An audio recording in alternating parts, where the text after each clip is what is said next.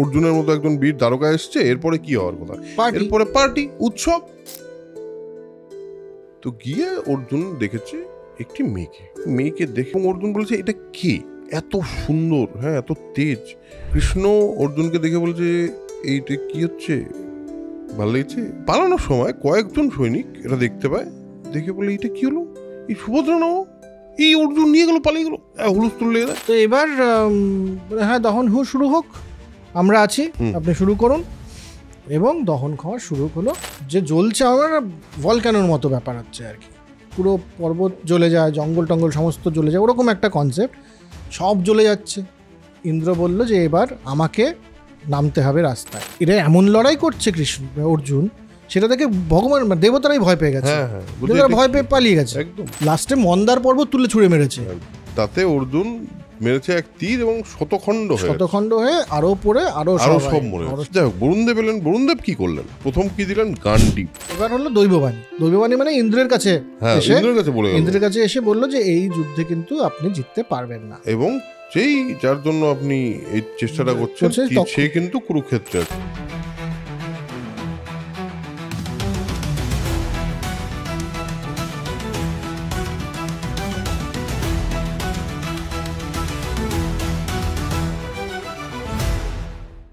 Hello man, welcome to soul connection epic. প্রথম কথা, thank you. বেশ কিছু মানুষ প্রচণ্ড ভালো ভালো কমেন্ট করছেন, সেই কমেন্টগুলো দেখে সত্যি খুব ভালো লাগছে।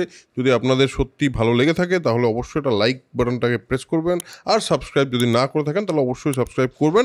আপনারা অনেকেই সাজেস্ট করেছেন প্রতি সপ্তাহে 2টো করে এপিসোড যদি আনা যায়, আমাকে প্রাইভেটলিও মেসেজ করে অনেকে বলেছে, বাট সেটা বোধহয় আমাদের এতগুলো কন্টেন্ট আছে সেটা সমস্ত ক্ষেত্রে সম্ভব হয়ে উঠবে না, ওই কারণে এখন অবধি আমরা এটা ভাবছি না।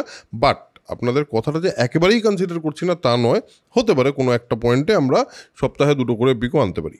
এবং আপনাদের যদি মনে হয় যে আপনারা বৈঠক চ্যানেলটার সঙ্গে আপনারা থাকতে চান, তাহলে একটা জয়েন বলে বাটন আছে, সেই জয়েন বাটনটা ক্লিক করলে এক্ষুনি হয়তো আপনাদের যেই মেম্বারশিপ বেনিফিট সেটা হয়তো দিতে পারছি না, কিন্তু সেটা আমাদের জন্য যথেষ্ট সাপোর্ট, মানে আমাদেরকে যথেষ্ট সাপোর্ট করে। আপনাদের কাছে it's very less amount of money, 59 rupees, but আমাদের জন্য ওটা খুব ইম্পর্ট্যান্ট, কারণ আমাদের মনে হয় যে আমরা ওই ভ্যালুটা আপনাদের দিচ্ছি, যে ভ্যালুটার এগেনস্টে বা যে ভ্যালুটার পরিবর্তে আমরা এইটুকু দাবি আপনাদের ঠিক করতে পারি।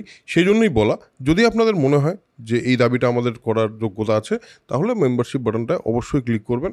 আর সুপার থ্যাঙ্কস বাটন, অনেকেই আমাদেরকে সুপার থ্যাঙ্কস দিচ্ছেন, তাদের প্রত্যেককে প্রচণ্ড অনেক অনেক ধন্যবাদ। যদি আপনারও মনে হয় সুপার থ্যাঙ্কস বাটনটা ইউজ করতে পারেন, any contribution will be beneficial for us. হয়ে গেছে কথাবার্তা, এখন চলে আসি গল্পে। আমরা মহাভারত নিয়ে কথা বলছি।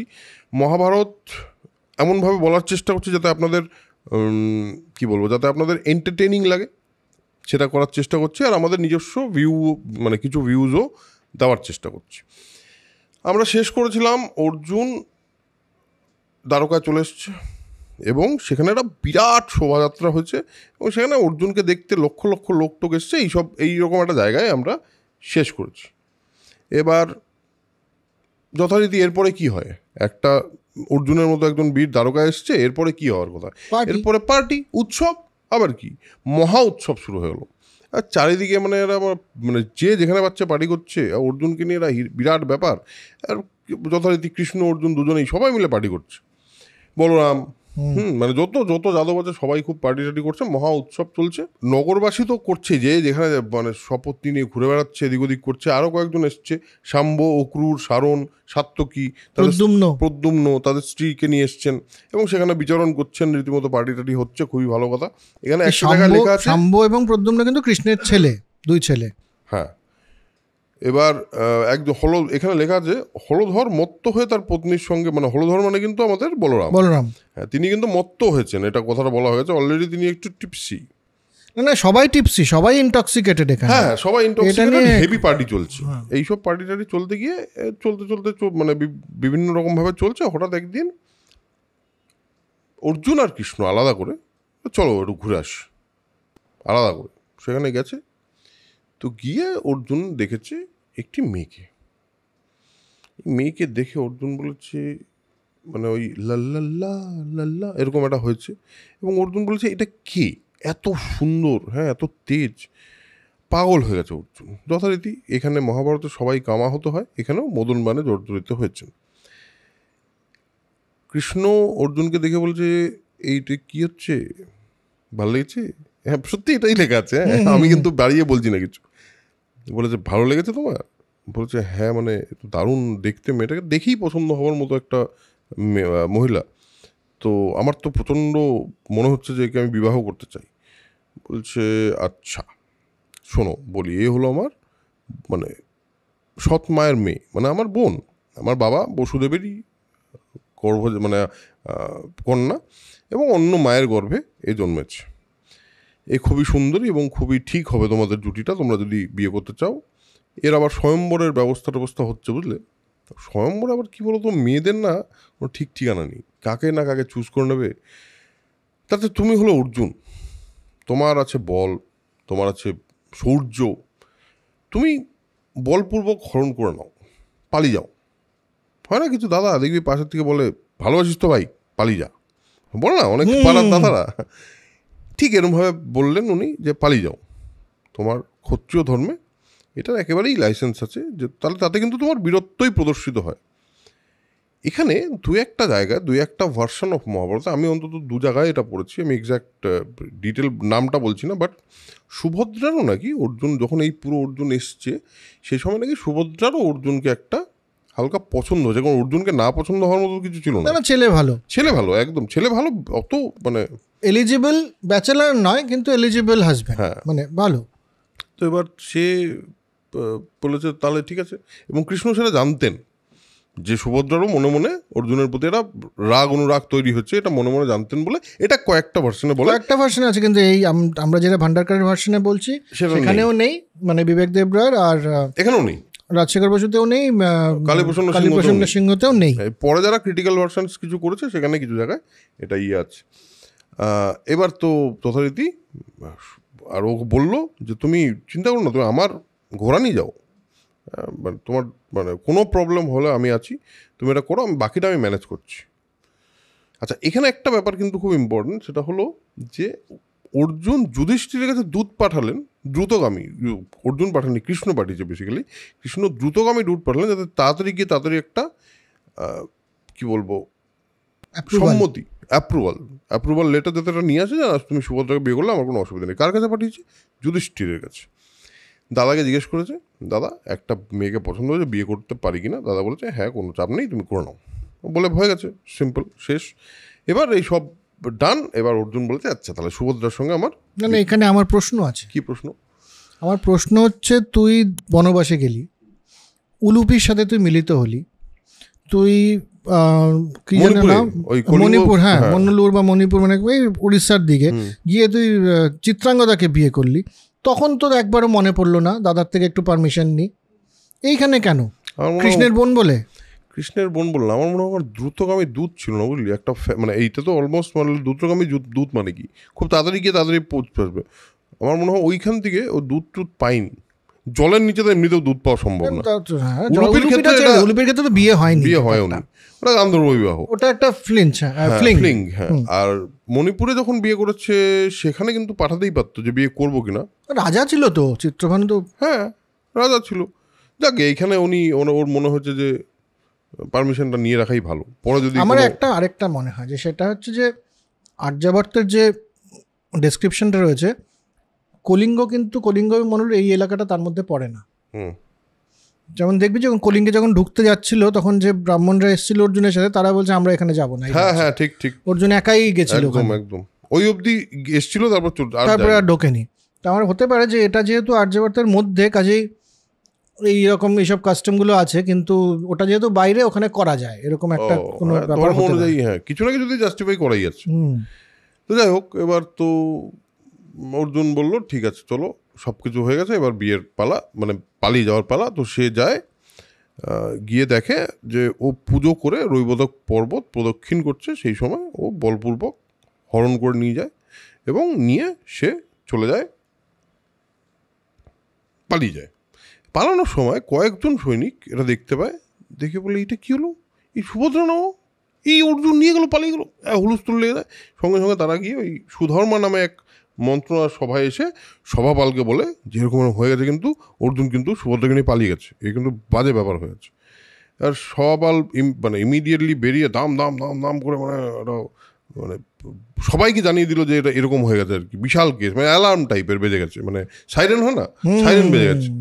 তো এবার সেই শব্দ শুনে সব মানে পান টান যে করছিল সব কী হয়েছে কী হয়েছে কী হয়েছে করে এসছে। হ্যাঁ, সবাই পার্টিতে সকাল থেকে আরে হঠাৎ করে না না তাড়াতাড়ি চলো না, বাজে কেস হয়ে গেছে বাজে কেস পাড়ায়, আপনারা চলুন, এটা এখানে আমাদের মেয়ে ভাগিয়ে নিয়ে গেছে, আমাদের মেয়েকে ভাগিয়ে নিয়ে গেছে, ব্যবস্থা করতে হবে। এরা সবাই সমস্ত চলে এসছে, এবং তারা কিন্তু তখন মত্ত ফুল। এবার হঠাৎ করে মাঝখান থেকে বলরাম বলছে 1 মিনিট, আমার একটা বক্তব্য আছে।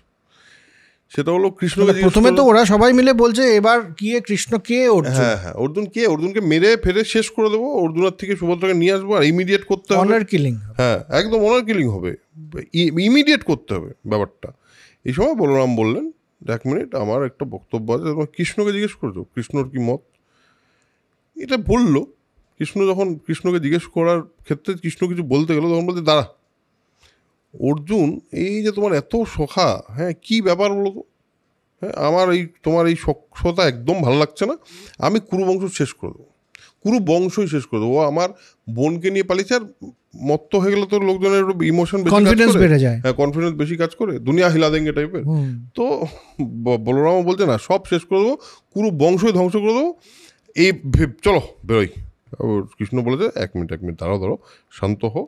ব্যাপারটা হলো অর্জুন যথেষ্ট বড় বীর এবং যোগ্য পাত্র, যুধিষ্ঠিরের থেকে পারমিশন নেওয়া হচ্ছে, আর আমি ওকে কিন্তু হেল্প করেছি, আমার ঘোড়া টোড়া দিয়েছি ওকে, ঘোড়া টোড়া দিয়েছি, আমি হেল্প করেছি ব্যাপারটা করার জন্য। তো ও গিয়ে ও কিন্তু যেটা হচ্ছে সেটা কিন্তু ভালোই। কৃষ্ণ এখানে বলে যে এই মানে যেই বংশ, সে বংশটার কথা ভাবো, এবং বলে যে আমাদের বংশের এইটাতে অপমান হয়নি, বরং বংশের গরিমা বৃদ্ধি পেয়েছে। তো সেই সব অনুযায়ী তাও লোকজন বলছে না মারবো টারবো, বলছে শুনো অর্জুনের মতো যুদ্ধ যে করে তার সঙ্গে তোমরা যুদ্ধ করে পারবে। ও বলছে এইটা তো ঠিক কথা বলেছে। বলছে অর্জুন যুদ্ধে অজয়, ওর সঙ্গে যুদ্ধ করে লাভ নেই, বরঞ্চ মেনে নাও ব্যাপারটা, চলো সবাই মিলে একটা সুন্দর ভালো জায়গায় বিয়ে হয়েছে বোনের, সবাই মিলে আনন্দ করি। না তো তখন বলেছে যে দেখো এখন লড়তে যাবে, ও আমাদেরকে বাজেভাবে হারাবে তোমাদের সবাইকে, তখন আমরা হেরে যাওয়া আর্মি তখন আমাদের মেয়ে নিয়ে চলে গেল, সেটা তো খুব বাজে একটা আমাদের অপমান হয়, আমাদের গৌরবের তো কোনো প্রশ্ন নেই, বরং যদি আমরা হাত মেলাই ওর সাথে তাতে আমাদের কোনো গরিমা কমছে না, বরং তো বাড়বে। এটা কিন্তু অনেকটাই গান্ধীজির মতন গান্ধীগিরি হয়ে গেল। আমার যখন শক্তি থাকবে না তখন কিন্তু যে বেশি বলশালী তার সাথে হাত মিলিয়ে না আমরা তো মৈত্রী করলাম, এরকম করাটা বেটার। হ্যাঁ, আরেকটা ব্যাপার এখানে আছে, সেটা হলো কৃষ্ণ বললেন যে আমাদের পিতৃশশা মানে পিসির ছেলে হয়ে শত্রুতা করবে না। আমার একটা বক্তব্য আছে, তাহলে কি কুন্তি আর আমাদের যে কুন্তি আর কৃষ্ণের যে সম্পর্ক, তা তো কাজিন হয়ে গেল না? ব্যাপারটা একটু ইন্টারনালি মানে ইয়ে করে, হ্যাঁ বলেছে আমাদের পিসির ছেলে, ও আমাদের সঙ্গে শত্রুতা করবে না, ইয়ে নেই, হয়ে গেছে সব ফাইনাল। এবার এরপরে কি হলো? এরপর তো এই নিয়ে চলে যাওয়া হলো। হ্যাঁ, তো অর্জুন পৌঁছলেন, অর্জুনের 14 বছর শেষ, 12 বছর শেষ, অর্জুন 12 বছর শেষও হয়ে গেল, এই মোটামুটি টার্মিনেট হলো ব্যাপারটা। গিয়ে পৌঁছলেন উনি ইন্দ্রপ্রস্থে, পৌঁছে এবার যুধিষ্ঠিরকে প্রণাম, যুধিষ্ঠির বলে আচ্ছা ভালো কথা, তারপর কুন্তিকে প্রণাম, ভালো কথা, এসছো শুনেছি ভালো হয়েছে, কেমন ছিলি মানে হ্যাঁ কিরে কেমন ছিলি, শরীরটা কেমন শুকিয়ে গেছে, এসব কথাবার্তা হয়েছে। তারপর গেছে দ্রৌপদীর কাছে। দ্রৌপদীর তো ব্যাপারটা একটু ঠেস দিয়ে, আচ্ছা যাও তুমি তোমার নতুন স্ত্রীর কাছেই যাও, একজন নতুন স্ত্রী হলে পরে তার পুরনো বন্ধন থাকে না, একদম ঠিক এই কথাটা বলেছে যাও। তখন অর্জুন বলছে ক্ষমা করে দাও, কি করবো বলো, আমি মদন মানে জর্জরিত হয়ে গেছি, সুভদ্রা মেয়ে খারাপ না, তোমরা 203 ভালোই থাকবে, এরকম একটা ব্যাপার। তো গিয়ে সুভদ্রাকে তুমি একবার দেখো তো করো একবার ওর সাথে অন্তত, দ্রৌপদী আর কি করে, বিয়ে টিয়ে করে চলে এসছে, সেই সময় তো অত কিছু বলা যেত না। তো এবার গিয়ে সুভদ্রাকে দেখেছে, সুভদ্রাটা অপরূপা লাগছে তখন, কারণ ড্রেস চেঞ্জ করে এত দূর জার্নি করে এসে চেঞ্জ করেছে, অপরূপা রেড, মানে লাল সিল্কের শাড়ি পরে, এটা সিল্কের শাড়ি, তার মানে দেখ মহাভারতের সময়টাতে সিল্ক ছিল, মানে চায়নার সাথে একটা সম্পর্ক তো ছিল, বোঝা যাচ্ছে। কারেক্ট, ওই লেখার সময়টা অন্তত, লেখার সময়টাতে, নইলে এবার কৌশেয় বসন এখানে লেখা, ওটাই সিল্ক, রেশম, হ্যাঁ। হ্যাঁ। আচ্ছা, তো এর রেড সিল্ক শাড়ি দারুণ। তো অর্জুন বলছে যে না, রেড সিল্ক না, তুমি তোমার যে যাদব বংশীয় যে পোশাক সেই ড্রেসেই বরং আসো। তো আবার চেঞ্জ করে এসছে, তাতেও অপরূপা লাগছে। তো এসে সবার সাথে দেখা, কুন্তির আশীর্বাদ দিলেন, দ্রৌপদীর সাথে দেখা হলো। সুভদ্রা তো জানে যে দ্রৌপদীর খুব একটা ভালো লাগার বিষয় নয় এটা, তো দ্রৌপদীও কিছু কথাবার্তা হলো, কথোপকথন হলো। রীতিমতো মানে ক্ষমা চাইলেন যে হ্যাঁ আমি তোমার দাসী হয়ে থেকে যাবো দিদি, পাটা ধরে বলছে আমি তোমার দাসী হয়ে থেকে যাবো, প্লিজ অ্যাকসেপ্ট মি। দ্রৌপদী কি আর করবেন, দ্রৌপদী বললেন হ্যাঁ তোমার স্বামী যেন শত্রুবিহীন হয়, হ্যাঁ তোমার স্বামীর যেন কোনো শত্রু না থাকে। আরে এটা কি ধরনের কথা, আশীর্বাদ হলো, নিজের স্বামীর জন্যই ভালো চাইলি, তার মানে তো রাগটা তো বেশি ছিল না। প্রেম তো একটা আলটিমেটলি। তো যাই হোক, এদিকে এটা হয়ে যাচ্ছে, হলো এই মোটা অ্যাকসেপ্টেড হলো। এদিকে এই যে সাত্যত বংশের যে কৃষ্ণের নেতৃত্বে বাকি সবাই এবার এসে গেছে, কন্যাপক্ষ একদম যৌতুক কন্যাপক্ষ এসে, মানে প্রদ্যুম্ন সাম্য সবাই এসছে, এসে প্রচুর যৌতুক। তার মানে এই যে আবার দেখ এখানে আবার কিন্তু যৌতুকটা চালু হয়ে গেল এখানে। আমরা আগে যখন দেখেছি তখন কিন্তু সেটা ছিল না, যৌতুকটা উল্টো দিকে ছিল, যে ছেলে পক্ষকে যৌতুক দিতে হবে। ঠিক এখানে এসে কিন্তু ব্যাপারটা উল্টো হয়ে গেছে, যে মেয়ে পক্ষ প্রচুর যৌতুক দিচ্ছে, কৃষ্ণ দিচ্ছে, কৃষ্ণ বলরাম দুজনে প্রচুর দিচ্ছে, দাসী টাসি দিচ্ছে, হাজার দাসী, তার মানে দাস প্রথাও ছিল, তা নাহলে এবার দাসী তুমি দান করো কেমন? আরো হাতি ফাতি সোনা দানা কি দিয়েছে, সে ফিরিস্তি দিতে গেলে পরে অনেক সময় লেগে যাবে, দরকারও নেই, প্রচুর দেয়া হয়েছে। দেওয়ার পরে আবার প্রচুর পার্টি হয়েছে। তো পার্টি হওয়ার পরে সবাই চলে গেছে, সবাই চলে গেছে, একটা পয়েন্ট পরে কিছুদিন থাকার পরে সবাই চলে যাবে। এবার কৃষ্ণকে থেকে গেছে, মানে আমি কিছুদিন একটু থেকে যাই। কৃষ্ণ তো থাকতেই পারে, পিসির বাড়িতে থাকতেই পারে, আর অর্জুনের সাথে একটা ভালো বন্ধুত্ব, থাকি, ভালো কথা। কৃষ্ণ আছে ওখানে। এদিকে 1 বছর পার হয়েছে, তখন তোর সুভদ্রার গর্ভে অর্জুনের সন্তান জন্মগ্রহণ করেছে, যার নাম জয়ন্ত বা অভিমন্যু। নির্ভীক এবং মন্যুমান বলে, ক্রোধী বা তেজস্বী বলে। হ্যাঁ, অভিমানে হচ্ছে এক্সট্রিম, মানে খুব প্রচন্ড, আর মন্যু হচ্ছে ক্রোধ। তার মানে অভিমন্যু প্রচন্ড ক্রোধ ছিল তার। কিন্তু ওই বড় বড়ে বাপকা বিগড়া বেটা যেরকম আর কি হয় সেরকম। আর ইন্দ্রপ্রস্থ দিল্লির ছেলে, হ্যাঁ, তো দিল্লির ছেলে যেখানে সেখানে গিয়ে জানতাম এরা বাপ কনে, ওরকম টাইপ ছেলে, একদম একদম। হ্যাঁ, তো দিল্লির ছেলে হিসেবেই বড় হচ্ছে, কিন্তু খুব লাল প্যার আর কি, সবাই, কৃষ্ণও তাকে খুব ভালোবাসছে, সবাই খুব ভালোবাসছে, এইভাবে অভিমন্যু, এবং ধীরে ধীরে অভিমন্যু কিন্তু মহারথী হয়ে উঠেছে। এবং অর্জুন কিন্তু দেখেই বুঝতে পেরেছে এর যা শৌর্য বীর্য, এ তো মানে শ্রীকৃষ্ণের সমতুল্য। হ্যাঁ, এত মারাত্মক এর পাওয়ার। রাইট। আর তারপরে এছাড়াও দ্রৌপদী, যুধিষ্ঠির, ভীম, অর্জুন, নকুল এবং সহদেবের গর্ভে 5টি পুত্রের জন্ম হলো।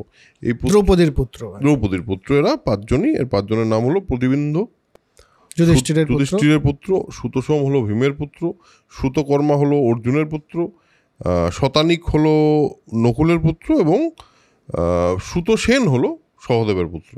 এই 5 জনের জন্ম হয়ে গেল। ব্যাপারটা তো সুন্দর, মানে ওরা, কৃষ্ণ তখনও আছে এবং সুন্দরী কাটছে।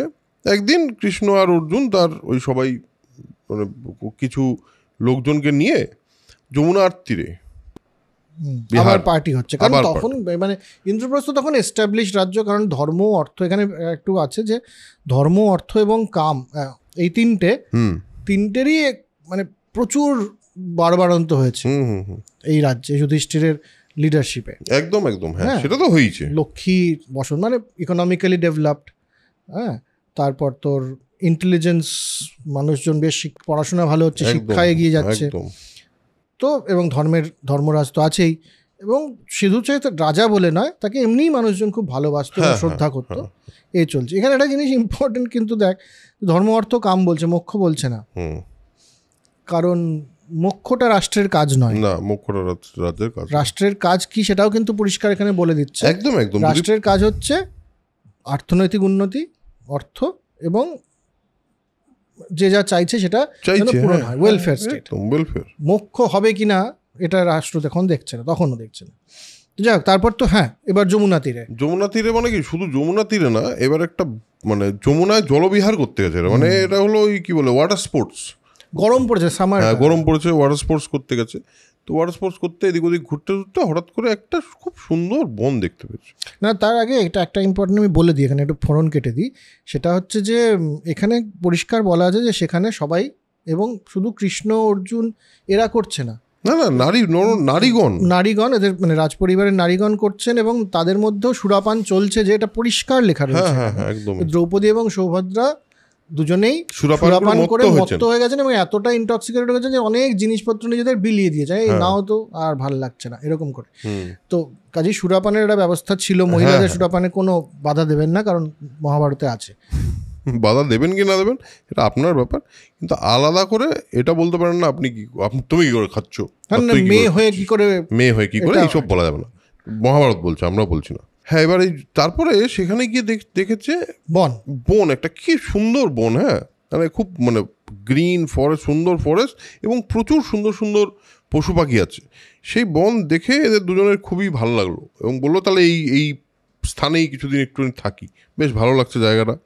তো সুন্দর সব তাবু টাবু খাটানো হয়েছে, সুন্দর আছে ওরা। একদিন কৃষ্ণ অর্জুনকে বলো চলো একটু ওইদিকে গিয়ে একটু কথা বলে আস, প্রাইভেট কথা। তো গেছে, দুজন মিলে বসে কথা বলছে, কথা বলতে বলতে বিভিন্ন বিষয়ে আলোচনা করছেন নিশ্চয়ই। সেখানে হঠাৎ করে এক ব্রাহ্মণের আবির্ভাব হয়। এই ব্রাহ্মণ কীরকম? তপ্ত কাঞ্চন তুল্য, পিঙ্গল বর্ণ মানে হলুদ রঙের দাড়ি, মস্তকে জটা, পরিধানে চিরবাস। এবার চিরবাস মানে কি আমরা জানি না, বাট আমার মনে হয় মানে কোনো একটা কাপড় কিছু একটা করে, বা চিরবাস এখানে লেখা রয়েছে ওটা মানে কালো রঙের ড্রেস পরা। বেশ, এই ভদ্রলোক এসছেন এবং এনে বললেন আমি হলাম একজন বহুভোজী ব্রাহ্মণ, তা আমি খুবই ক্ষুধার্ত, তা আমার এই যে খান্ডব বন আছে, এই বনের সমস্ত পশু পাখিদের আমি খাবো, এটা তো আমাকে হেল্প করো। কেন? আমি অগ্নি, এবং ওরা বুঝতে পারছে আচ্ছা অগ্নি মানে দহন করে খাবে আর কি। তো অগ্নি বলেছে যে আমি সেটা খান্ডব বন দগ্ধ করতে ইচ্ছা করি, এবার তোমরা বলো যে তোমরা আমাকে হেল্প করবে কিনা। হ্যাঁ, তোমরা তো দুজনেই অর্জুন আর কৃষ্ণ, তোমরা তো এত অস্ত্রতে তোমাদের পারদর্শিতা, তো তোমরা আমাকে হেল্প করতেই পারো। এই সময় আরেকটা গল্প আছে এখানে, সেই গল্পটা শোনা ইম্পর্টেন্ট। সেটা হলো শ্বেতকী নামে এক রাজা, সে একটা নিরন্তর যজ্ঞ করে যাচ্ছিল। এর এতদিন ধরে যজ্ঞ করেছে যে পুরোহিতদের ধোঁয়ায় চোখে ইনফেকশন হয়ে গেছে, মানে ধোঁয়া ঢুকে ছাই ঢুকে পুরোহিতরা বলেছে আমরা যজ্ঞ করতে পারবো না, এইসব এতদিন ধরে যজ্ঞ কেউ করে নাকি। শ্বেতকী তখন মহাদেবকে বলেছে স্যার আপনি একটুখানি দেখুন ব্যাপারটা, আপনি এসে আমার যজ্ঞটাকে কমপ্লিট করুন। মহাদেব বলে যে আমি তো ডিরেক্ট বসতে পারবো না, ঠিক আছে আমি তোমাকে ভালো একটা লোক দিচ্ছি, দুর্বাসা মুনি, ওকে দিয়ে তুমি যজ্ঞটা কমপ্লিট করো। আর সেই যজ্ঞ চলেছে বহুদিন। এবার এটা এক্স্যাক্ট ডেট টাইমও আছে, 12 বছর।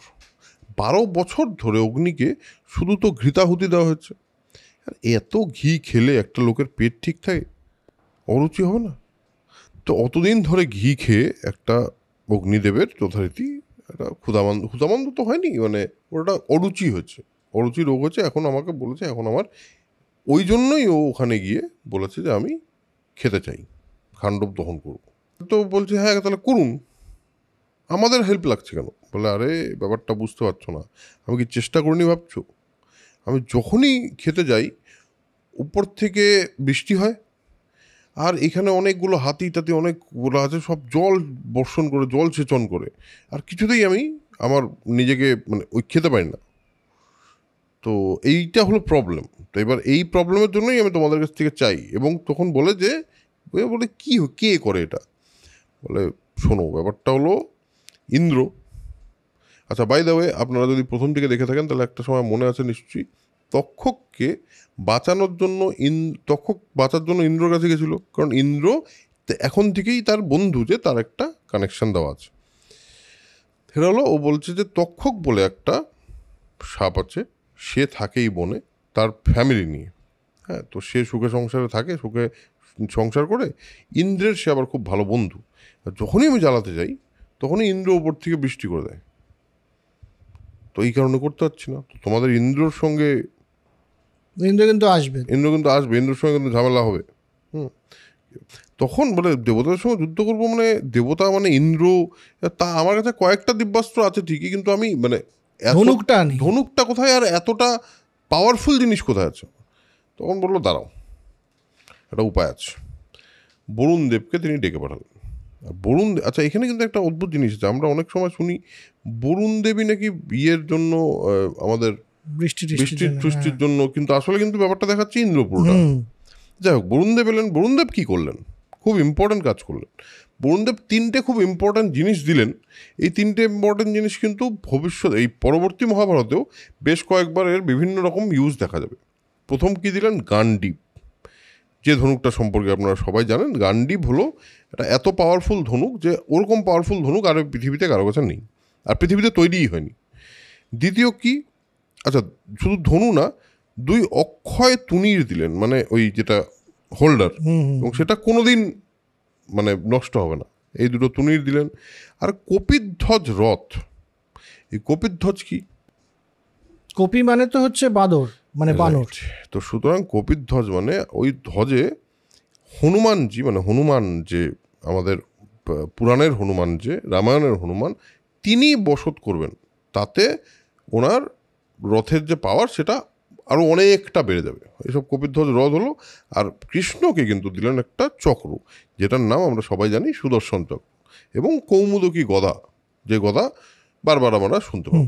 তো এই অবধি তো ব্যাপারটা হলো। এবার কি হলো? তো এবার হ্যাঁ, দহন শুরু হোক, আমরা আছি, আপনি শুরু করুন। এবং দহন খাওয়া শুরু হলো। আর এরা আছে যে জ্বলছে, আমার ভলক্যানোর মতো ব্যাপার হচ্ছে আর কি।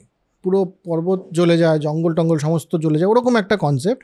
সব জ্বলে যাচ্ছে, আর পশু পাখি যারা আছে এরাও সাথে সাথে জ্বলে যাচ্ছে। একটা তারস্বরে চিৎকার, কেউ কেউ আকাশের দিকে উঠতে চাইছে। এবার এখানে দেবতারাও দেখছে যে এত বড় একটা বন এভাবে জ্বলে যাচ্ছে। তারাও গিয়ে বলছে কে কি বলে ইন্দ্রকে, যে কি হচ্ছে, খাণ্ডব বন বুড়ে যাচ্ছে কেন, এটা এরকম এত বড় একটা বন জ্বলছে আর আমরা বুঝতে পারছি না কেন। তখন ইন্দ্র বলছে যে এই হচ্ছে কেস। কৃষ্ণ আর অর্জুন ওখানে দাঁড়িয়ে আছে এবং অগ্নি পুরোটাকে জ্বালিয়ে দিচ্ছে। তক্ষক ছিল ওখানে, তক্ষকের বাস ছিল। এবার হচ্ছে কি, ইন্দ্র বারবার বৃষ্টি করার চেষ্টা করছেন কিন্তু তখনও ঘন করে, কিন্তু অর্জুন এমন তীর চালাচ্ছেন, ওকে পুরো ঢেকে দিচ্ছেন, বৃষ্টি আসতে পারছে না। আর বৃষ্টি শুরু হওয়ার আগেই এত আগুনের যে বল, তাতে বৃষ্টি শুকিয়ে যাচ্ছে। কারেক্ট। তো তক্ষক সেই অবস্থায় ওখানে ছিলেন না। তক্ষক গেছিলেন কুরুক্ষেত্রে, কি বা কাজ ছিল। একদম। তার পুত্র অশ্বসেন তার পুত্র, এরা দুজন ওখানে ছিলেন। তো তার স্ত্রী দেখছেন, এবার আমি অশ্বসেনকে বাঁচাতে পারবো না, এর মানে কি হবে। তক্ষকও নেই যে একটা বুদ্ধি দেবে। অনেক ভেবেচিন্তে কী করেছে, আচ্ছা ঠিক আছে, তাহলে ওর মুখটাকে প্রথমে নিজের মুখের মধ্যে ঢুকিয়ে নিয়েছে, গিলে ফেলেছে, যে আমি পুড়বো, তোর গায়ে আঁচ আসবে না। তাও হচ্ছে না, ল্যাজও গিলে ফেলেছে, মানে পুরোটাই শরীর দিয়ে গিলে ফেলেছে, যে এবার আমি পুড়লাম, তুই পুড়বি না। মানে মায়ের মন কীরকম দেখ। তাও এরকম হচ্ছে। এবার তক্ষক মানে ওপরের দিকে উঠেছে, ওঠার জন্যে, পালাবার জন্যে। তক্ষকের স্ত্রী আর কি, তক্ষকের স্ত্রী পালাবার জন্য যখন বেরিয়েছে, এমনি উঠে অর্জুন তীর মেরে তার শিরচ্ছেদ করে দিয়েছে একদম। আর সেই মুহূর্তেই বৃষ্টিটা কোনোভাবে লিকটিক হয়ে আর কি পড়েছে। এই ফাঁকে অশ্বসেন পালিয়ে গেছে। এবার অশ্বসেন পালিয়ে গেছে, ভালো কথা, স্ত্রী মারা গেলেন অবশ্যই। আবার যুদ্ধ শুরু হলো, সাংঘাতিক যুদ্ধ হচ্ছে। হ্যাঁ, আর তার মধ্যে কি এই ব্যাপারটাতে, এই যখন ইন্দ্র বৃষ্টিটা করালো, অর্জুন না বৃষ্টিটা দেখে একটু মোহগ্রস্ত হয়ে গেল কিছুক্ষণের জন্য, ত্যাগ করে অশ্বসেন পালিয়ে গেছে। এটার রাগেই এটার রাগে অর্জুন আরো বেশি, এবার শেষই করে দেবো। গরুড় এবং সমস্ত, গরুড় তো পাখিদের একজন লিডার, গরুড় এবং পাখিরা ঘুরে দাঁড়িয়েছে যে এবার লড়তে হবে। তারাও অস্ত্র বর্ষণ করছে, কিন্তু অর্জুনের সাথে পারছে না। কৃষ্ণ তো আছেই, কৃষ্ণ নিজের সুদর্শন চক্র চালিয়ে দিচ্ছে। এই মত অবস্থায় ইন্দ্র বলল যে এবার আমাকে নামতে হবে রাস্তায়। ইন্দ্র সমস্ত দেবতাদের বললো আসো, আমাদের সবাইকে এবার লড়তে হবে। ইন্দ্র তো রাজা, ইন্দ্রকে বললে পরে সবাই আসবেই। তো এবার সমস্ত এলো, কিন্তু যম, তারপর তোর কুবের, হ্যাঁ, বরুণ, সেই বরুণ যে সব, গান্ডীব দিয়ে গেছে, সে হ্যাঁ। আবার লড়াই করতে এসেছে। ওটা তো আলাদা অ্যাসাইনমেন্ট, এটা আলাদা অ্যাসাইনমেন্ট। হ্যাঁ, তো এবার এরা সমস্ত নিজের নিজের অস্ত্র নিয়ে এসছে, এরা লড়াই করছে, কিন্তু এরাও লড়াই করে পারছে না কৃষ্ণের সাথে আর অর্জুনের সাথে। অর্জুনের সাথে বিশেষই পারছে না, কিছুতেই পারছে না। অদ্ভুত ব্যাপার। হ্যাঁ, ইনফ্যাক্ট এরা এমন লড়াই করছে কৃষ্ণ অর্জুন, সেটা থেকে ভগবান দেবতারাই ভয় পেয়ে গেছে। দেবতারা ভয় পেয়ে পালিয়ে গেছে একদম, যে আরে বাপরে বাপ। আর ইন্দ্রর তখন এমন রাগ হয়েছে, আরে কি কাণ্ড। ইন্দ্র একদিকে কিন্তু মনে অদ্ভুত ব্যাপার এখানে, একদিকে অর্জুন এত ভালো লড়াই করছে দেখে ইন্দ্র আবার মনে মনে খুশি হচ্ছে, কারণ অর্জুন তো তারই ছেলে, আবার লড়াইটা জিততে হবে সেটাও আছে। তো বাবা ছেলের মধ্যে এই অদ্ভুত ডাইনামিক্স এখানে চলছে, যে ইন্দ্রের সাথে অর্জুনের ডাইরেক্ট লড়াই হচ্ছে, আর ইন্দ্র মনে মনে খুশি হচ্ছে, কিন্তু অর্জুনকে হারাবার জন্য সমস্ত যা যা করা সেটাও করছে। ভালো কথা। এসব হতে হতে লাস্টে মন্দার পর্বত তুলে ছুঁড়ে মেরেছে। একদম, এইটাই মানে এটাকে কি বলে, বড় সাপ হচ্ছে, সাপে বর্ত বলা যাবে না। হ্যাঁ, তাতে অর্জুন মেরেছে এক তীর এবং শতখণ্ড হয়ে আরো পড়ে আরো সব মরে গেছে। এবার দৈববাণী না, এবার হলো দৈববাণী। এবার হলো দৈববাণী। দৈববাণী মানে ইন্দ্রের কাছে, ইন্দ্রের কাছে এসে বললো যে এই যুদ্ধে কিন্তু আপনি জিততে পারবেন না, এবং যেই যার জন্য আপনি এই চেষ্টাটা করছেন সে কিন্তু কুরুক্ষেত্রে আছে, সে কিন্তু বেঁচে আছে, রক্ষক কিন্তু নেই। তো এখানে আপনি ভগবানটা মানে দেবতাদের নিয়ে আপনি চলে যান এখান থেকে, খান্ডব দহন হয়ে যাবে। আরেকটা ব্যাপার বলেছে, সেটা হলো খুবই ইম্পর্টেন্ট একটা কথা বলেছে, সেটা হলো এই দুজন নর নারায়ণের রূপ, মানে একজন নর একজন নারায়ণ, নারায়ণ অবভিয়াসলি যে, আর নরনারায়ণের রূপ, এনাদের কিন্তু যুদ্ধে কেউ পরাজিত করতে পারবে না। ওরা যদি একসাথে যুদ্ধ করে কোনো চান্সই নেই। ঠিক আছে, ভালো কথা। এই সময় লাস্ট একটা হলো যে এই সময় ময়দানব একটা সন্ন্যাসীর বেশে বেরিয়ে যেতে গেছিল। হ্যাঁ, একটা মায়াটায়া করে বেরিয়ে যেতে গেছিল। তো কৃষ্ণ তাকে আটকেছে, এই মারবো আমি তোমাকে, তুমি দানব, আমি বুঝে গেছি। অর্জুন তাকে অভয় দিয়েছে, কেন বা, তো না ওকে মারা হবে না। তো ময়দানব বেঁচে গেছে। তো শেষ জায়গায় আমরা যেখানে আসছি, মানে গল্পটা শেষ না, কিন্তু এখানে খান্ডব দহন শেষ, শুধু 3 জন বেঁচে গেছে। 3 জন নয়, অ্যাকচুয়ালি 6 জন বেঁচেছে। অশ্বসেন বেঁচে গেছে, তক্ষকের ছেলে, ময়দানব বাঁচলো, আর 4টি পাখি বাঁচলো। সেই পাখিদের নাম উচ্চারণ করতে সাংঘাতিক অবস্থা। সংগণক এখানে লেখা আছে, এইটা যদি হিসাব হয় তাহলে সাংরক, এরকমই একটা নাম, সাংরক এরকম একটা নাম। তারপরে এটাকে করা হচ্ছে, এটা সম্ভবত এটা চাতক পাখি অথবা ময়ূর, এর কথা বলা কোনো একটা জিনিস। কিন্তু এই অবধি এসে আমার অনেকগুলো দুইখান কথা আছে।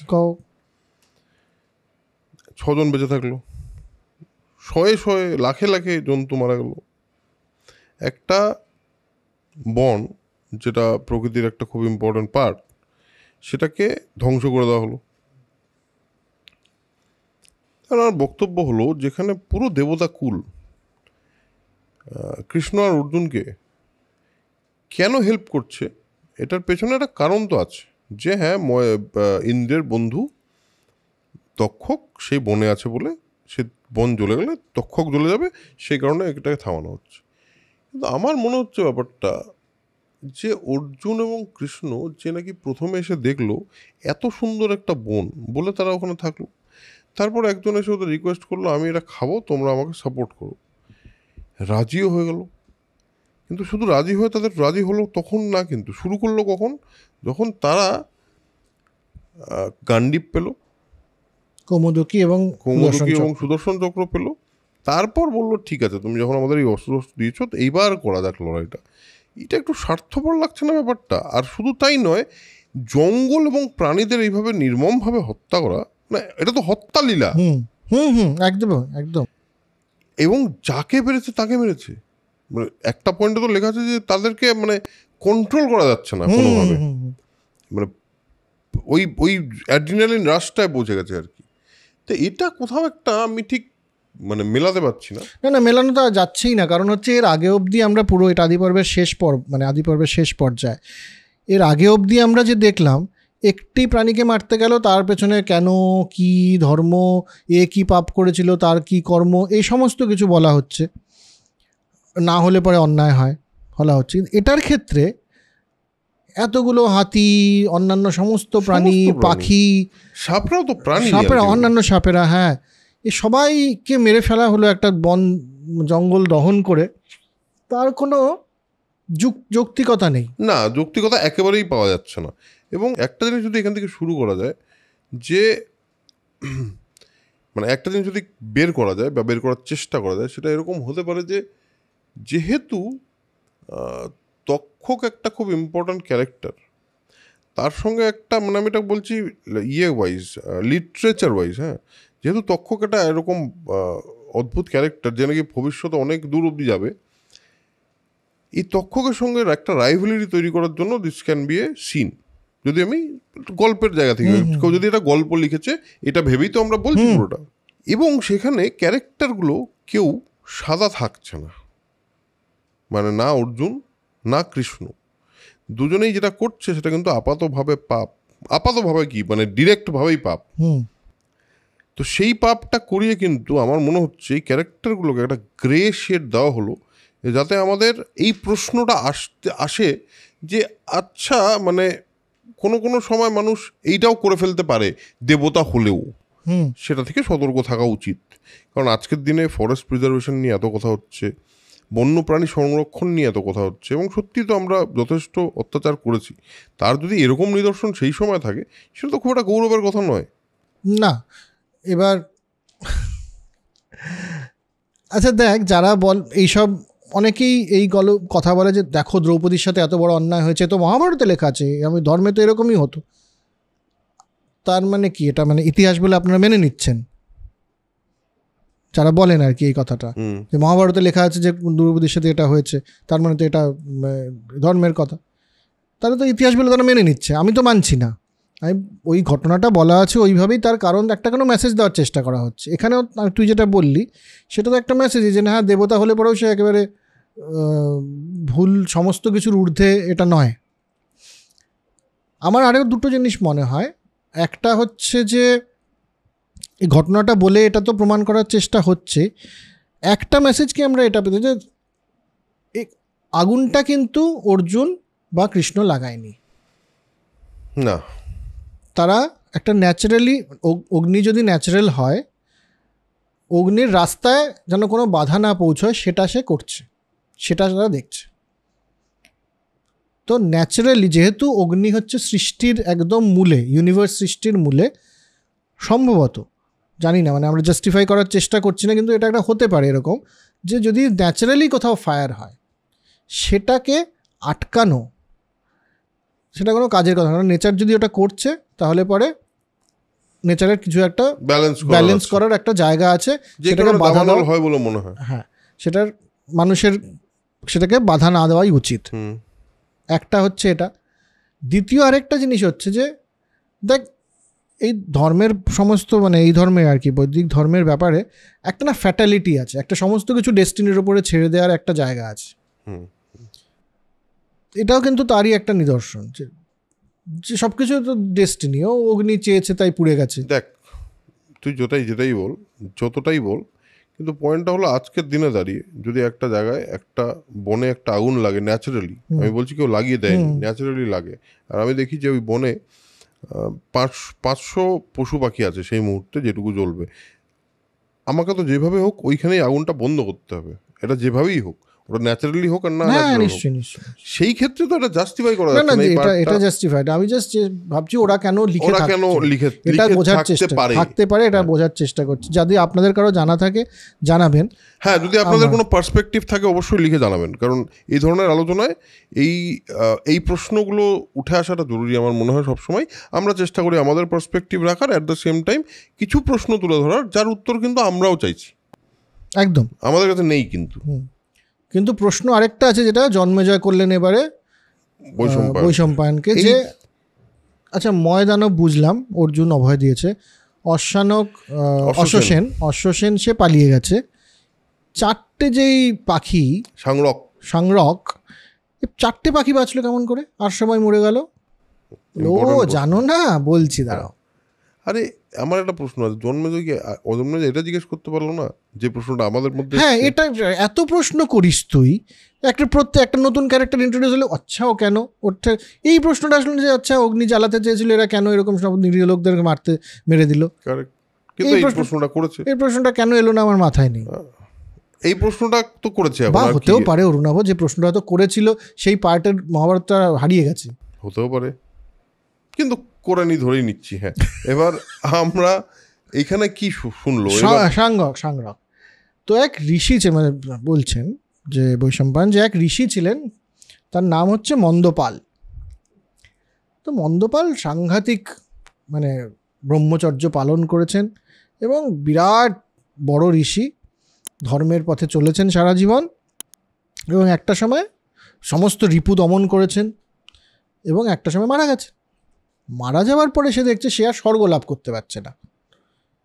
তো সে গিয়ে যমকে বলেছে কি ব্যাপারটা কি আমাকে বলুন তো, আমি তো ধর্মের যা রাস্তা তাতে চললাম, আমার সমস্ত রকম রিপু দমন করলাম, ব্রহ্মচর্যের পথে থাকলাম, ধর্ম চর্চা করলাম, কি কমই থেকে গেল আমার, মানে কি কম হলো আমার, আমাকে বলুন যে কি কোথায় আটকে গেল, আমি সেটাও করে আসছি, তা আমার স্বর্গে তো যেতে হবে। তো তখন তারা বললেন যে দেখো, মানুষ হয়ে যদি তুমি জন্মাও তাহলে তোমাকে 3টে জিনিসের দায়িত্ব তোমার আছে। একটা হচ্ছে তোমাকে বিভিন্ন রকম ধর্মের কাজ করতে হবে, হ্যাঁ সেটা আমি করেছি, ইয়েস চেক বক্স। দ্বিতীয় হচ্ছে তোমাকে কিছুটা সময় হলেও ব্রহ্মচর্য পালন করতে হবে, বলে হ্যাঁ করেছি আমি ব্রহ্মচর্য ঠিক অপোজিটটা পালন করতে বলে। হবে। তারপর তৃতীয় দায়িত্ব মনুষ্য ধর্মে, সেটা হচ্ছে তোমাকে সন্তান উৎপাদন করতে হবে। তোমার পিতৃপুরুষ খুব একটা খুশি না তোমার থেকে, বলে কারণ সন্তান তোমার নরকের একটা বিভিন্ন পার্ট আছে, তোমার একটা হচ্ছে পুত, তো এই পুত থেকে বাঁচানোর জন্য তোমার পুত্র, বেসিক্যালি পুত্র মানে সন্তান এখানে বলছে, সেটা দরকার আছে। তোমার তো সন্তান সন্ততি হয়নি, তাহলে পরে তোমাকে তো স্বর্গে হবে না, তুমি সন্তান সন্ততি উৎপাদন করো তাহলে পরেই তোমার হবে। মন্দপাল হচ্ছে ও আচ্ছা বুঝতে পেরেছি, তার মানে পুরোপুরি ব্রহ্মচর্য না, সন্তান উৎপাদনের ব্যাপার আছে।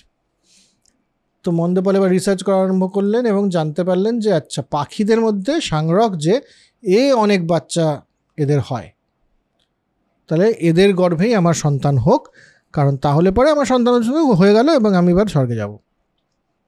তো সে এসে এবার খুঁজে খুঁজে জরিতা নামে এক সাংরককে তার পছন্দ হলো এবং সেখানে তারা বিয়ে টিয়ে করলেন এবং 4টে ডিম হলো, বাচ্চা হবে আর কি ডিম থেকে। এই সময় মন্দপাল চলে গেলেন লাপিতা বলে তার যে অন্য স্ত্রী তার কাছে। তো যথাসময় এই এটা জন্ম হয়েছে, হ্যাঁ এর 4টে ছেলে জন্ম হয়েছে। তো এবার খাণ্ডব দহন হচ্ছে, লাপিতার সাথে থেকে এবার ওর মনে হয়েছে যে আরে ওদিকে তো আমার 4টে ছেলে আছে, এদের তো বাঁচাতে হবে। গেছে খাণ্ডব দহনের কাছে, অগ্নির কাছে গিয়ে বলছে দেখো অগ্নিদেব, এই পুরো বিশ্ব ব্রহ্মাণ্ড তো আপনি সৃষ্টি করেছেন, আপনি না থাকলে তো এই পুরো সৃষ্টিটাই হয় না, হ্যাঁ এবং আপনার মধ্যেই বিলীন হয়ে যাবে পুরো জিনিসটা। এটা কিন্তু ইন্টারেস্টিং কিন্তু কনসেপ্ট, মানে মহাভারতের সময় এই কনসেপ্টটা ছিল যে পুরো ইউনিভার্স ইজ লাইক আ স্ফুলিঙ্গ বা অগ্নি ইজ দ্য মেইন থিং। তো আপনি সব সৃষ্টি করেছেন এখানে, সব কিছুই আপনার মিলিয়ে যাবেন, তো আপনার এইভাবে বিরাট প্রশস্তি, পুরো প্রশস্তি বলছেন, এই জায়গাটা ইন্টারেস্টিং লেগেছে সেজন্য বললাম। তো তারপরে অগ্নিদেব খুশি হয়েছেন, প্রশস্তিতে খুশি হয়ে যেতেন তখন তারা। তো বলেন আমার স্ত্রী এবং 4টে সন্তান রয়েছে এখানে, আপনি যখন খাণ্ডববন দহন করবেন আপনার কাছে অনুরোধ রইল যে আমার ছেলেগুলোকে বাঁচিয়ে দেবেন। তো অগ্নিদেব বলছেন ঠিক আছে, মাথায় থাকলো।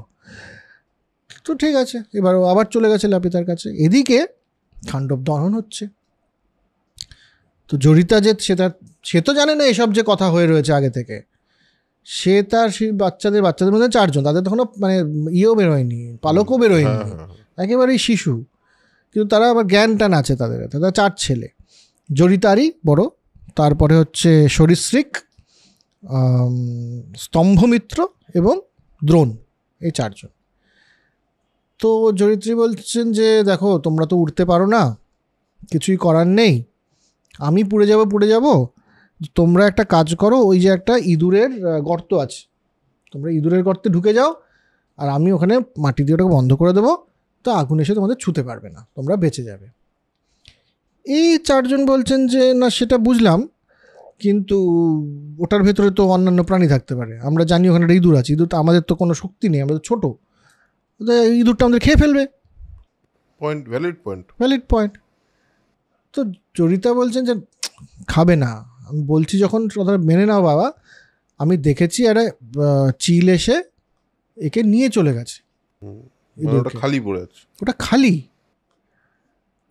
তো এরা বলছে না না না না, আপনি বলছেন ঠিকই, কিন্তু ও যে যদি থেকে যায় আর অন্য ইঁদুর থাকে তাহলে এখন কি হচ্ছে, আমরা জানি আগুন আসবে, পুড়ে যাব, আর নিশ্চিন্ত, মানে অন্তত জানা মৃত্যু আমাদের। ওটার ভেতরে ঢুকে বসে থাকবো যে বাঁচবো, হঠাৎ করে একজন কেউ খেয়ে নেবে, আনসার্টেন ডেথ। একটা সার্টেন ডেথ, নিশ্চিত মৃত্যু অনিশ্চিত মৃত্যুর থেকে অনেক বেশি শ্রেয়। তো আমরা ভেতরে ঢুকছি না। সাডেন ডেথের থেকে সার্টেন ডেথ ইজ বেটার, হ্যাঁ ওদের বক্তব্য। হ্যাঁ। তারপরে তো তারা ঠিক এবার জড়িত যতই বোঝানোর চেষ্টা করছে, আরে বাবা আমি দেখেছি, আমি চিলটার পেছন পেছন গেছি, ওকে বলেওছি যে এই ইঁদুর আমাদের খুব যন্ত্রণা দেয় আমার বাচ্চাদেরকে, তুমি নিয়ে যাও এবং খেয়ে ফেলো, আমি দেখেছি ও খেয়ে ফেলেছে চিলটা, আর এর বাচ্চারা কিছুতেই মানবে না। এই নিয়ে একটা ঝামেলা চলছে দহন কিন্তু ঘটছে, খান্ডব দহন চলছে এদিকে। তখন লাস্টে এরা বললো যে দেখো, জরিতা বলছেন যে দেখো এখানে খুব ইন্টারেস্টিং এই কথাটা, এটা আমার একদম ছোটোবেলার টিচার এই কথাটাই বলতেন, আমি দেখলাম আজকে যে এটাই আছে, যে যাদের বুদ্ধি আছে তারা তাদের আগামী বিপদ সম্বন্ধে আগে ভাবে, যখন বিপদটা এসে যায় তখন ওটা নিয়ে আর ভাবে না তারা, তখন এটা যারা করার সেটা করে। এখন এটা নিয়ে প্ল্যানিং করার সময় নেই, কারণ আগুনটা লেগে গেছে, এখন করতে হবে যেটা করার। তোমাদেরকে আমি বলছি তোমরা এটা করো, ওরা মানবে না। ওরা বলছে দেখো আমাদের তো পাকা টাকা হয়নি, আমরা উঠতে তো পারবো না, তুমি পারবে, তুমি বেঁচে এখনও চলে যেতে পারো এখান থেকে, তো তুমি চলে যাও, তুমি আবার বিয়ে করো, তোমার আরও সন্তান হবে, তুমি নিঃসন্তান থাকবে না। মাকে বলছে আমাদেরকে আমাদের উপর ছেড়ে দাও, আমরা এইভাবে নিশ্চিত মৃত্যুটা আমাদের জন্য ইটস ফাইন, কোনো অসুবিধা নেই। তো জরিতা কী করেন, চলেই গেছেন, 4 জন রয়েছে। তো আগুন যখন এসছে তখন এই 4 জন আলাদা আলাদা করে আগুনকে আবার ওই সমস্ত কথা বলা আরম্ভ করেছে, যে আমরা মা আমাদের ছেড়ে চলে গেছে, হ্যাঁ আমরা এখানে একা পড়ে আছি, কিন্তু তুমি অগ্নি, তুমি তো সব কিছুর সোর্স, তুমি ইউনিভার্স তোমার থেকে ক্রিয়েট হয়েছে, হ্যাঁ তো আমাদেরকে কি বাঁচানোর কোনো সম্ভাবনা আছে, সবাই আলাদা আলাদা করে বলেছে।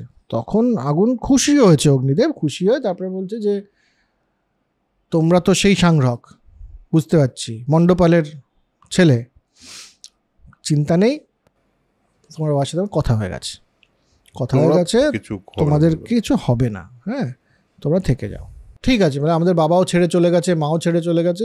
আগুন বলছে অত কথা বলতে হবে না, বাবার সাথে কথা হয়ে গেছে, হবে না কিছু।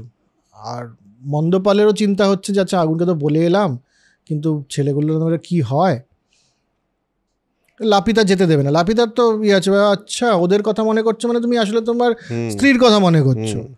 হ্যাঁ এই আজকের গল্পে 2বার এই জিনিসটা দেখলাম, যে সতীনের প্রতি একটা রয়েছে, জেলাসি রয়েছে। তো এই অবস্থা, সাংরকদের তো কিছু হলো না। তারপর এবার কৃষ্ণার্জুন যথারীতি এই সমস্ত হয়ে গেছে, ঘটনা সব শেষ, খান্ডব তো দহন হয়ে গেছে, অগ্নি খুব খুশি। ইন্দ্র এদিকে তুই যে বলছিলি ইন্দ্র খুব খুশিও হয়েছিল, তো ইন্দ্র দেবগণকে নিয়ে এসে কৃষ্ণ অর্জুনের কাছে এসে বলেছে তোমরা তো মানে দারুণ, খুবই ভালো লাগলো আমাদের, তো বলো কি বর চাও বলো, তো বরই দিতে পারবে। তো অর্জুন কিন্তু এই বিষয়ে খুবই কনসিস্টেন্ট, ওর যখনই বর চায় অস্ত্রই চায়, হ্যাঁ তো বলেছে অস্ত্র দাও, বলছে অস্ত্র আমি তোমাকে এখন দিতে পারবো না, কিন্তু মহাদেব যদি তোমার উপর প্রীত হয় কোনো দিন তাহলে তুমি সেই অস্ত্র পাবে। কৃষ্ণ ইন্দ্র থেকে বর চায় যে আমাদের দুজনের বন্ধুত্ব যেন অটুট থাকে, ইয়ে দোস্তি হাম নেহি, এইরকম একটা জায়গায় বলে যে এটা যাতে থাকে চিরকাল অটুট, এই বরটা দিয়ে সে চলে যায়। আর কৃষ্ণ বলে আমি মানে অর্জুন কৃষ্ণ দুজন পরিতৃপ্ত, এরা 3 জন মানে ময়দানবকে নিয়ে, ময়দানব আছে বলছে, ময়দানবকে নিয়ে এক রমণীয় স্থানের দিকে তারা প্রস্থান করেন। এইখানে এসে আমাদের সভা পর্বে ঢুকবো, এবার আদি পর্ব শেষ। আদি পর্ব শেষ। বুঝতে কি পারছেন? অদ্ভুত একটা ব্যাপার, মানে লাস্টের যুদ্ধ শেষ, জঙ্গল শেষ হয়ে গেল, এতগুলো প্রাণী মারা গেল, হ্যাঁ, আর এরা তারপরে যারা দুজন লড়াই করছিল তারা নিজেদের মধ্যে এবার বর এক্সচেঞ্জ করছে। হ্যাঁ। Very good. মানে ক্ষমতাসীন লোকদের প্রতি কখনোই যে ট্রাস্ট করতে নেই, বিশ্বাস করতে নেই, সেটা ইতিহাস যেমন শেখায়, মহাভারত সেটাই বোধহয় বলতে চেয়েছে, যে এই ক্ষমতা যাদের আছে না তারা নিজেদের মধ্যে সব করে নেবে, নিজেরটা নিজে বুঝে নাও। এবং এই তো আমরা তো এইভাবেই গল্প বলার চেষ্টা করি, গল্প বলাই বোধ হয় আমাদের কাজ, অন্তত আপনাদের কথা শুনে তো সেরকমই দায়িত্বটা ফিল হয়। এবং সেক্ষেত্রে যেভাবে গল্পটা আদি পর্ব অবধি শেষ হলো, তাতে আমরা সম্পূর্ণ মহাভারতের সমস্ত ঘটনা, সমস্ত গল্প যা মহাভারতে আছে তার সমস্ত টাচ করেছি। আমার মনে হয় এতটা ডিটেলে কেউই করেনি বলে আমার ধারণা। যদি কেউ করে থাকে প্লিজ বলবেন, আর করেছেন নিশ্চয়ই অনেকেই, বাট এরকমভাবে আমাদের আপনাদের কাছে নিয়ে আসার কারণ হলো মহাভারতকে আরেকটু পপুলারাইজ করা। অলরেডি মহাভারত প্রচণ্ড পপুলার, আরেকটু অন্যভাবে যদি ভাবানো যায় মহাভারত নিয়ে, বা আজকের দিনে দাঁড়িয়ে মহাভারত থেকে যদি কিছু এমন লেসন্স নেওয়া যায় যেগুলো আমাদের এখনকার জীবনে কাজে লাগবে।